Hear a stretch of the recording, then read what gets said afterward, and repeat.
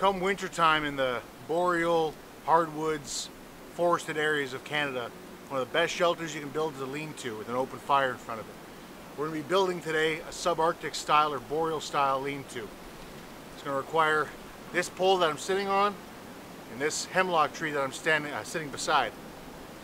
And eventually we're going to be building a frame behind it, a wall behind it made of deadfall. And in front of it, an open fire. So stay tuned. So, a conifer tree here, we're trying to judge the wind. The predominant winds are cutting across this way, so I want this ridge pole to be going parallel to the wind. Now we're lucky we're sheltered by all these firs and hemlocks behind me, but you can still feel the breeze cut through. So the ridge pole is going to go a little bit towards, well, stage left, I guess. So I'm going to move this pole. This is a hardwood. You want to be very, very, very critical of your ridge pole. Any sign of rot, any sign of decay of any kind, that pole's holding several hundred pounds of wood and maybe several hundred pounds of snow. You're sleeping underneath it, guess what? You're in a deadfall, baby. So we got to take care of this as carefully as we can. Observe the tree. This one I cut down with a saw. It's a young, looks like a young white ash. So we'll work with it, nice and fresh. So what I'm going to do is I got Y poles up here.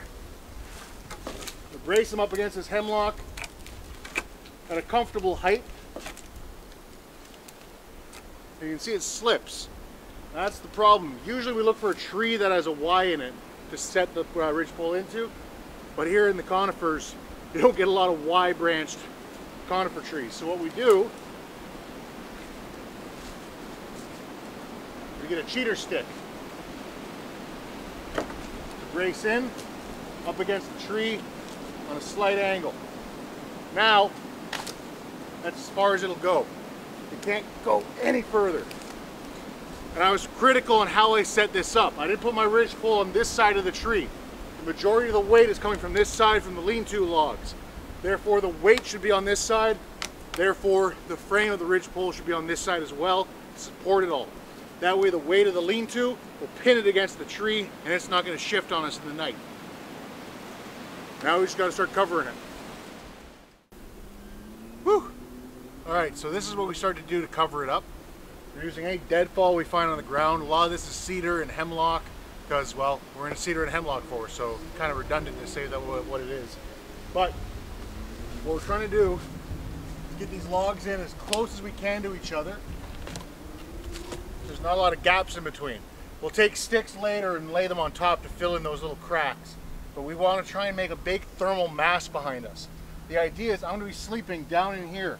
And it looks very shallow, and that's for a reason.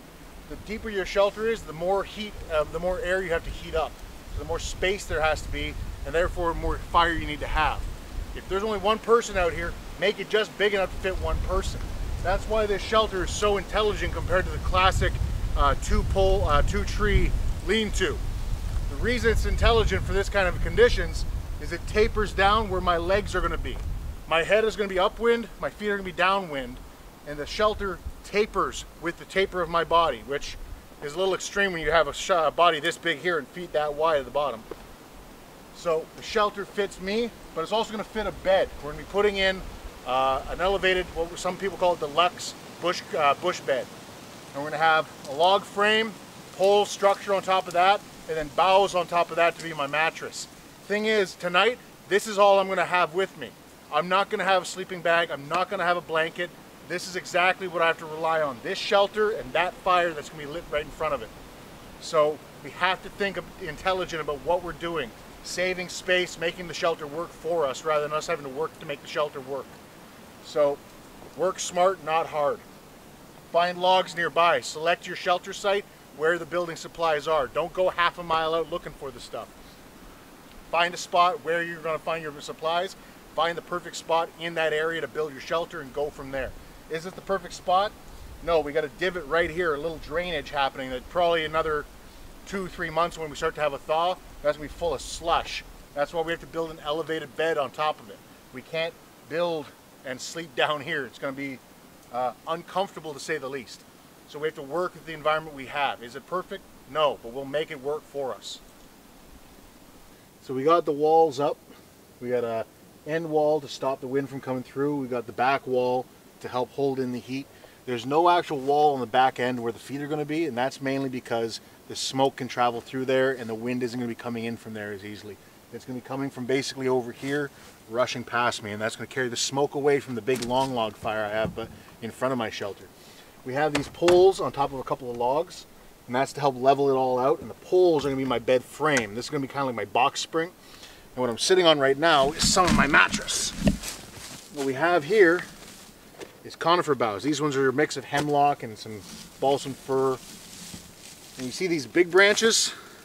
We put them on the bottom. And what we do is we get handfuls of them. Get that dead branch out of there. We get handfuls. We lay them down kind of on a chevron, or a 45 degree to the frame, and about 90 degrees to them, to each other, like that. And what that's going to cause is, over time, we can break off these big branches out here and toss them away. And I'm going to keep working down, and that's going to make a nice even mattress.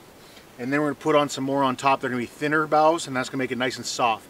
This is, there's a lot of nicknames for this. This is called a mountain goose, is a nickname for it, because it's like the down of the north, down of the alpine country. That's our bed. Now that we got the bed mostly done, nice and thick, at least 4 inches or 4 fingers when fully compressed, which is just perfect, especially when we got this elevated platform. But this is where my head's going to be, and as you can see, it's a little low, and not sure about you, but I do like my pillows. So what I do, you get a bundle of kindling, I lift up all these boughs on this end, and just chuck that underneath. That gives me a nice headrest, as you can see right there.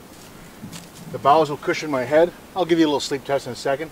But in the morning, if my fire's gone out at any point in the night, or in the morning I need to get that fire sparking up nice and hot to warm myself up, or to make my tea, cook my breakfast, whatever it may be, it's right there, covered in boughs, covered with my head, so I know that it's sheltered and dry. So when I crawl in, like that, and I'm ready to go to sleep. This is actually a very comfortable bed. I could doze off right now on camera, which isn't necessarily a good thing for the battery of the camera. But nonetheless, our bed is done. We used all the extra boughs in the area, and I covered on the back of the shelter to help fill in any of those gaps. You can see a few of them in there. And it may not be airtight, but with a raging fire and all this thermal mass keeping the heat in, I should be fairly warm. And if there is any snowfall tonight, which is unlikely from the looks of the skies and from looking at the forecast from yesterday morning when I was checking the weather network, I shouldn't have to have too much snow. But if there is any, those conifer boughs on the back of the lean-to are actually going to catch the snow and hold it and make even more insulation. And luckily, if it starts to melt from the heat escaping through these little cracks, the boughs will wick it down along them rather than letting it drip inside where I am. So this shelter is done. We're going to give you a nice long view of the entire shelter and the long log fire. We're going to get that lit up so I can be nice and warm. And I'm going to have a good night, I think. And I hope you have a good night as well. Thanks for watching.